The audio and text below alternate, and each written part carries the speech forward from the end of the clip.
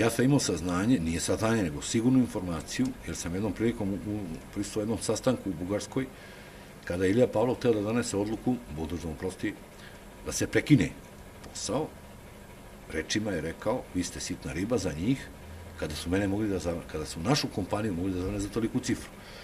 Obavio jedan razgovor telefona, došao je, besan, bacio je telefon na sto i rekao je šta Kira Gligorov umišlja da je on neki mafijaš, da neće platiti ono što duguje.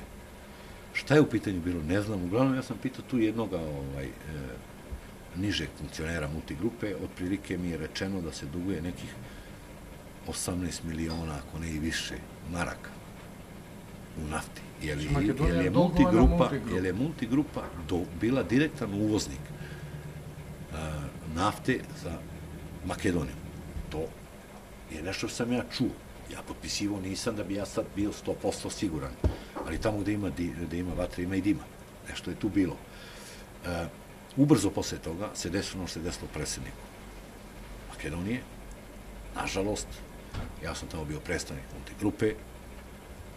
Sutredan, to je bilo, sećam se ko sad, ja mislim 3. oktobra, 110 ispred jednog hotela je postavljeno vozilo sa eksplozivom, šta je tačno bilo i ko je to stavio i kako nije, čini mi se da je Citroen Ami bio u pitanju, to se bar provlačilo po novinama, ja nisam bio na licu mesta, mene je pozvao ponovo Stošić i rekao mora se sastati sa Frčkovskim u restoranu i Dadija danas. Došao sam, čovjek mi ništa drugo nije rekao, nego gospodine, prestaće poslovi. Saradnja mora... Zbog novo nastale situacije, saradnja mora prestati. To vi go kaže, rekao ste koji? Ljubović Frčkovski.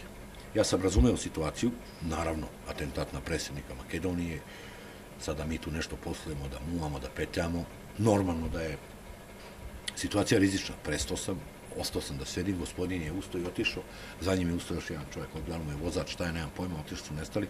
Posle par minuta, svi ljudi koji su se nalazili u tom restoranu su skočili na mene. Povadili su značke policija, lezi dole, tamo vamo, ja se začudio o čemu se radi, stavljene su mi ruke na noge, lisice na noge, na ruke, spojene su mi ruke i noge trećim lisicama, iznet sam odatle jer nisam mogao da idem, ubačen sam u jedan gepek od Lade Nive, džipa, i neko jedno određeno vreme sam vožen tuda, pretpostavljam do stanice. Međutim, kasnije, kada sam ja uradio što sam uradio i došao, skapirao sam da je stanica dosta bila blizu, da je mnogo vremena proteklo vozeći. Da li su me vozali, da li su nešto planirali, bili sa mnom, šta, nemam pojma. Uglavnom, čuo sam jedan razgovor, zato što Lada Niva nema gepek zatvoren, nego znate, vidim, razgovor ne deluje da je on bilo šta uradio, šta ćemo s njim.